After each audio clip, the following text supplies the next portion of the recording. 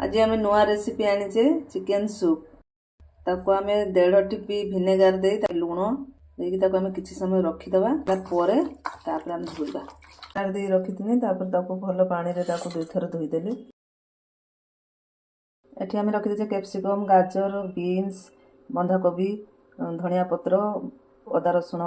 चुन चुन कर काटिची ताको कंचा लंका भी काटिची तेल कॉर्नफ्लोर ताको पानी करके पछर ढालिबा पई टमाटो सॉस गोटे अंडा chilli sauce soya sauce chicken टाको टिके तेल रे टिके खाली संतुली नवा काहेकना ता आइंसा पानीटा कटिया पई एखन टिके लुण दे देछि ताको हम सिझिबा पई छाडी दबा तसले कंचा लंका दे देबे आगे देखंतु अदा रसुण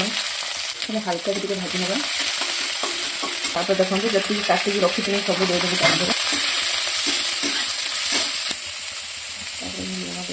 पानी देदेले सिझा रखी ऑलमोस्ट सिझी जाइए या भर आम चिकेन आ कंटा को अलग करदे देखते चिकेन जो पानीटा थिला से पानीटा भी आम ए ढालीद कॉर्नफ्लोर को भी आम पानी देकी गुड़ेदेले से बहलिया हाँपाई अंडाटा को मुझे फेंटीदेली एवं आम चिकेन को देदेबा तो फुटी आसला आम रखि कॉर्नफ्लोर को आम एटार देदेबा टमाटो सॉस आपड़ देपारे नदे चिली सॉस भी देवे आपन जदि कलर चाहते सोया सॉस टा दे देबे मु टिके खाली हल्का मु जो अंडाटा हम घांटी रखले से अंडाटा भी हम ता मध्ये दे देबे एथरा हम गुलमरच गुंड दे देले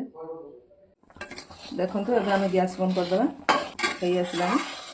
हम टिके ऊपर टिके धनिया पत्र दे देले देखंतु चिकेन सूप टा केमती हेछि शीत दिन रे तो टिके करिकि एमती खाइबे कहिबे केमती हेछि कमेंट रे जणैबे रहिली बाय बाय।